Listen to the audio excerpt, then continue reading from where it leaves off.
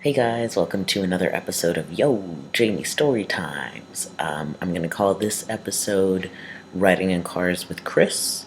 And since we've all been talking about what TCGS means to us and what Chris himself means to us, and basically been having all the feelings that we're having because, the pilot was just taped and it was just a really huge deal, honestly, for everyone involved. I mean, definitely, especially for casting crew, but I think that we've all felt a wide range of emotions through this process. So, this happens the night of a book shall be written, and it was right around the time that I had gotten back in therapy, so I was kind of still a wreck of a person. Like, I was still very fragile and very, very socially awkward.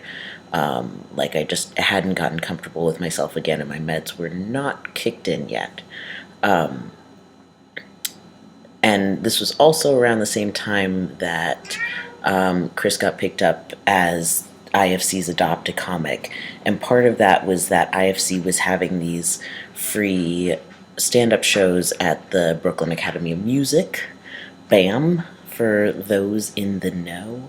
And I used to live like a 10-minute, well, less than that. I lived very close by. So I saw that he was on the lineup for that night, and I thought, like, oh, this is great. Like, I'll go out there, and then when I get to the show, it'll be right before the show starts, so I won't have to stand around awkwardly not talking to people because I'm too afraid to.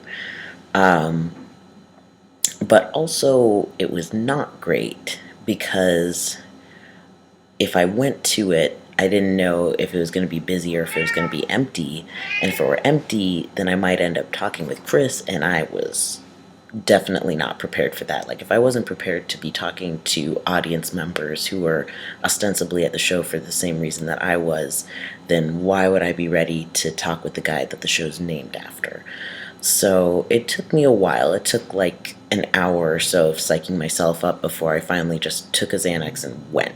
So I ordered a beer and I started playing Bejeweled because that was basically all that I knew how to do. Like, if I had alcohol, I was going to relax, and Bejeweled made me look like I was doing something.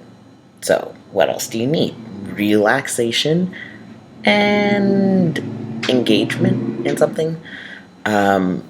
So I'm at the bar and I'm doing the drinking and I'm doing the playing the iPod game, and like not 15 minutes after I arrive, Chris walks up and he's like, "Hey man, how's it going?" And I think I was able to say something relatively normal, just because I was so taken aback. Like, it was just sort of like, "Oh shit, like this is happening. This is happening. Better get into form." So things are kind of unclear because just like anxiety and drinking and all of that stuff made my mechanisms of memory not engage. I know that at one point, and like one of the first things that I said to him is, I'm really socially awkward, or like I'm really awkward in social situations. And he said, well, I'm kind of famously known for being awkward. And I wish that had put me at ease, but I was too wound up for that to do anything for me. And also at one point he was saying that like he was worried that nobody was going to like his comedy because they're all fancy pants people at BAM. And I was like, oh, I come here to see like opera and Shakespeare like semi-frequently.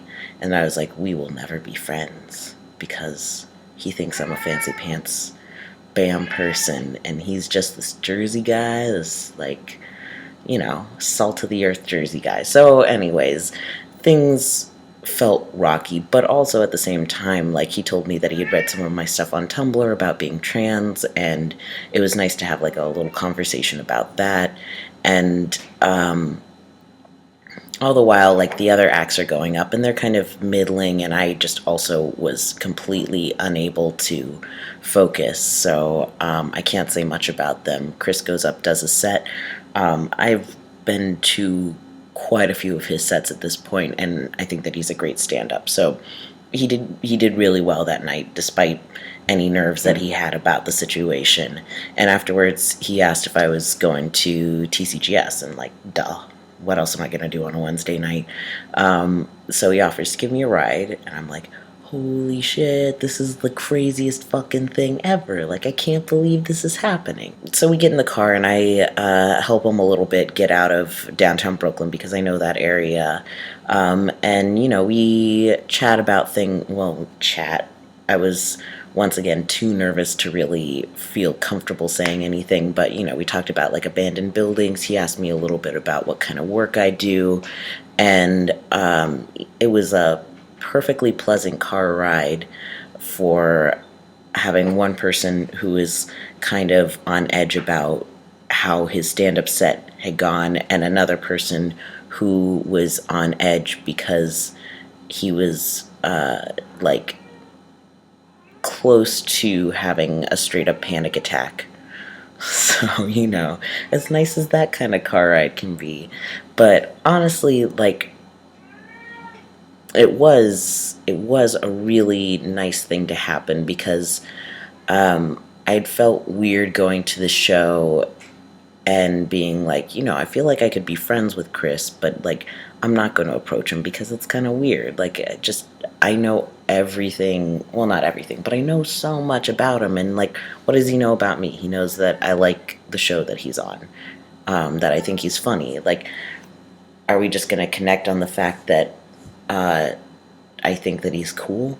Like, what kind of friendship is that? For a while, like, I'm hoping not a month, but very likely it could have been a month where I was like, man, I can't believe I said that. I can't believe I said that. I can't believe I said that. Like, what a fucking, like, sounded like such an idiot. You sounded so pretentious, pretentious idiot, whatever.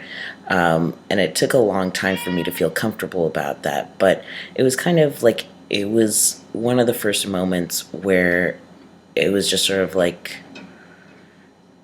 these people that I'm watching every week, these people that I think are so funny and so together in their own weird way of kind of not being together, people who really know themselves, like, I'm on their level.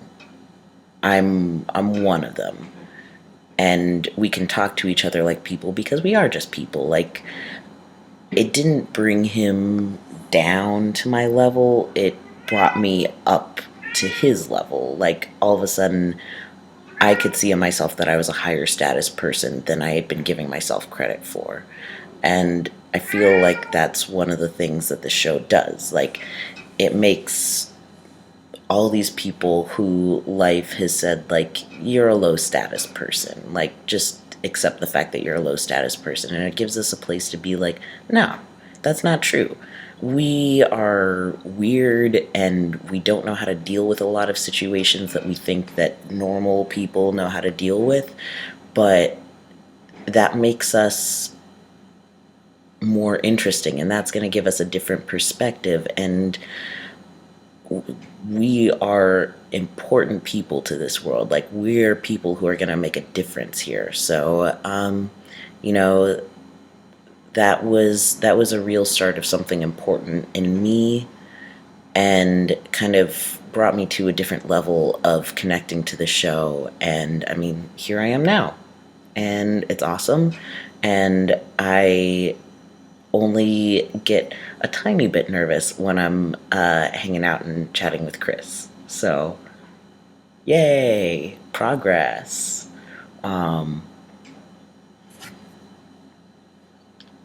There we go. That was a story.